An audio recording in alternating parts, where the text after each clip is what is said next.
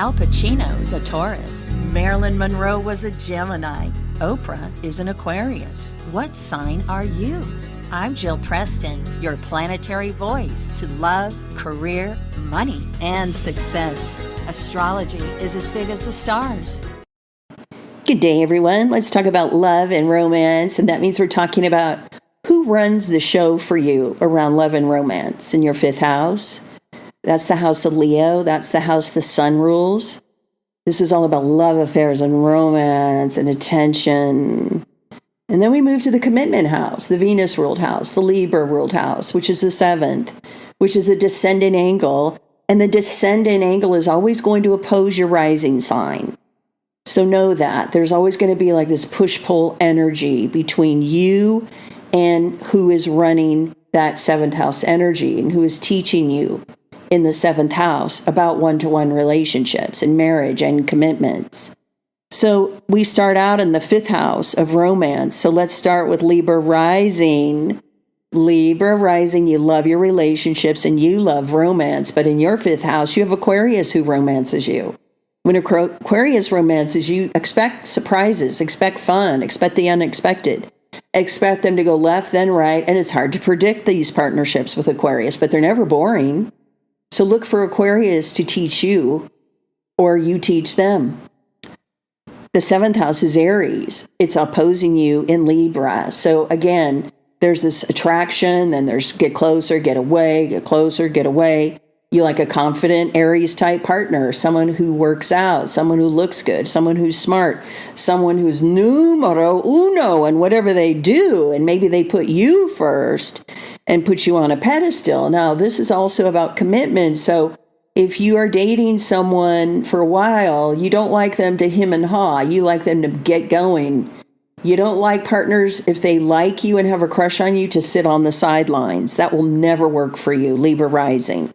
Anybody who has a crush on you now, you might want to give them these instructions of what goes on in your fifth and your seventh. It could help them. It's a true story. Scorpio Rising, your fifth house instructor is Pisces and your seventh house instructor is Taurus. So Pisces is very watery like you. Pisces is teaching you about love and romance. What does that mean? Does love and romance happen to you around Pisces energy, around the climate or the environment of Pisces, which is about secrets and closed doors and the lights are off and you're snuggling and you're watching a movie and you're drinking wine and champagne and you've escaped into your own bubble. This can also mean you just love listening to music together and it just sweeps you away. Try not to crush the Pisces energy, Scorpio, because you're pretty damn intense. Taurus is your seventh house ruler, so you like a partner who can hold their own with you, Scorpio Rising. This is your opposing energy.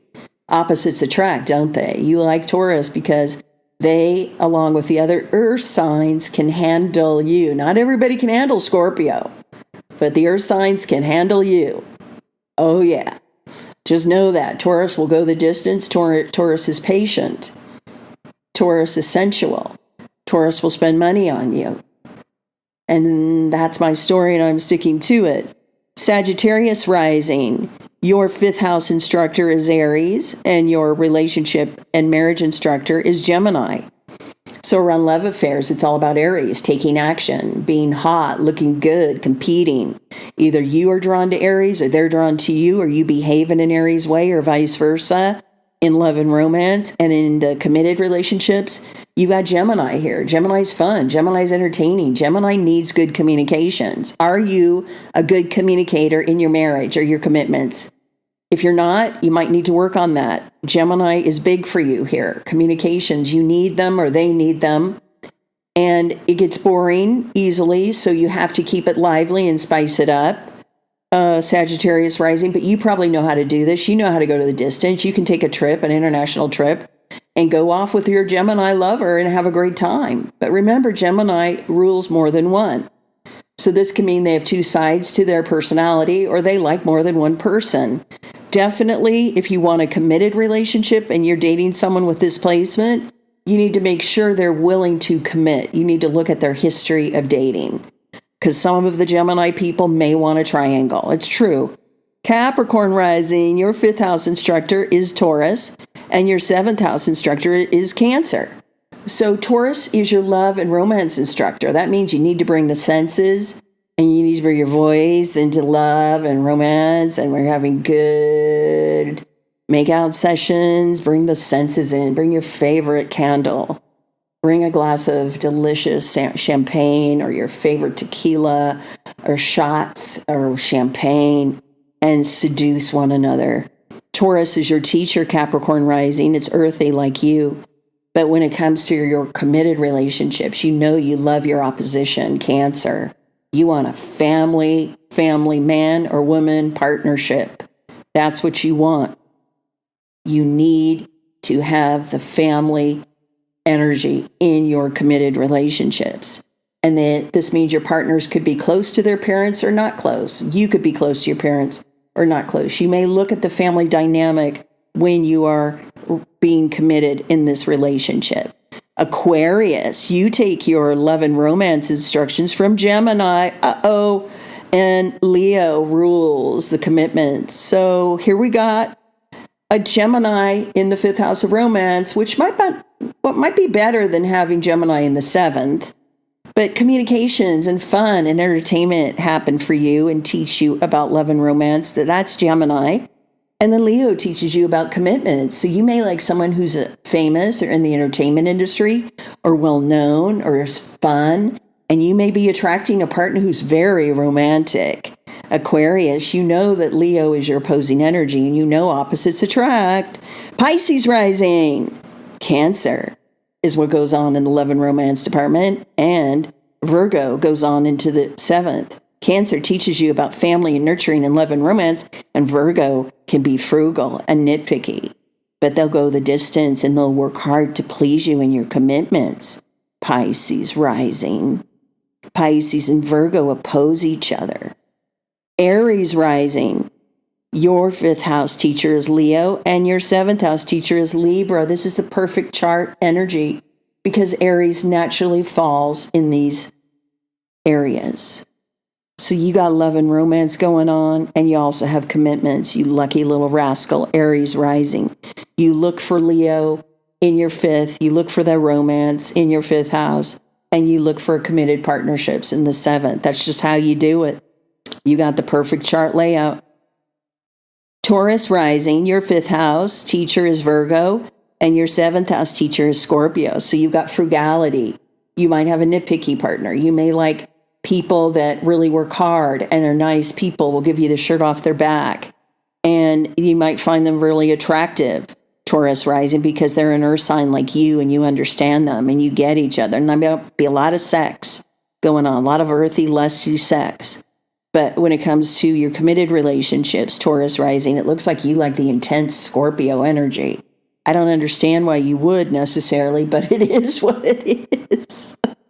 Scorpio teaches you all about intensity and power and transformation. And you really do have intense conversations there. You need to be careful with Scorpio there because Scorpio does like triangles. And I'm going to reiterate, anybody that I talk about here that is Scorpio or Gemini in the 5th or 7th, you need to make darn sure the partner is willing to be, faithful and commit. Okay, Gemini Rising, your 5th house is Libra and your 7th is Sag. So relationships are all about what you like in your romance department because Libra rules the show. And then it comes to Sag, there's adventures, there's fun, there's royalty, there's expansiveness. You might be married to a doctor or an attorney or someone who's very much about higher learning and teaching with Sagittarius ruling your relationships. Cancer Rising, your 5th house teacher is Scorpio. And your 7th house teacher is Capricorn. So Cancer Rising, Scorpio is intense. It's a water sign like you. And they could like triangles in their romantic adventures. Whatever the case is, Scorpio is your teacher for love and romance. And in committed relationships, you really like your opposition, which is Capricorn. So, opposites attract. Capricorn's an earth sign. Capricorn will go do whatever it takes to keep their relationship together. They will make it happen. Do not worry, Cancer Rising. Okay, what about Leo Rising? Your 5th house teacher is Sagittarius and your 7th house teacher is Aquarius. So Leo rising, you've got Sagittarian energy. They may spend a lot of money and spoil you, and they could be royally famous. They could have a lot of money in their house, and they could be very international and very well educated and love to run and be adventurous and travel the world with you and take you on yachts and things like that. Sagittarius is your teacher of love and romance, and Aquarius, which is your opposing energy, is your teacher in relationships. And it's just interesting because Leo rising, you're all about the spotlight. A lot of you are famous and a lot of you are in the entertainment industry.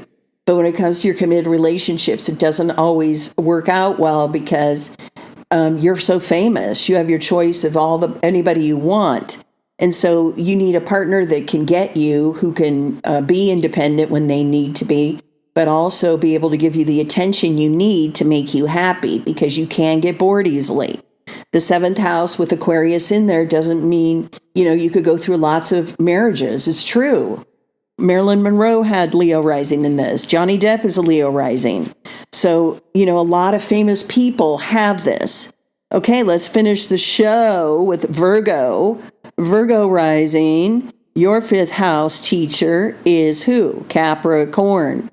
And your 7th house teacher is Pisces, your opposition. So in love and romance, Capricorn goes the distance for you, Virgo. And you guys get together and it's all about sex every day.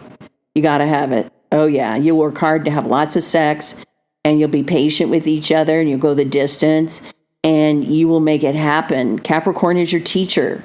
But when it comes to committed relationships, you really like a sweetie pie, like Pisces. Someone who's sweet and soft and sensitive and emotional. And Pisces is your opposition, Virgo. Don't be too critical, Virgo rising, with your Pisces partnerships. Okay, I've covered all the 12 rising signs, starting with Libra and ending with Virgo. Have fun with this, but know the energy of your 5th house. Who is teaching you in the 5th? What does that mean so far at this moment in time in the year 2022 for you? And then what is the 7th house teaching you? What has it taught you this moment in time so far? Work with this energy. Give these instructions to whoever is trying to pursue you, because it might help them figure out how to work with your energy. Most of all, have fun with this energy. Play with it. Get silly with it. Get serious with it. Get truthful with it. Get blunt with it. Cuss it out if you don't like it. Curse it out. It's all good. But know your energy of your 5th and 7th. I'll talk to you soon. Bye-bye.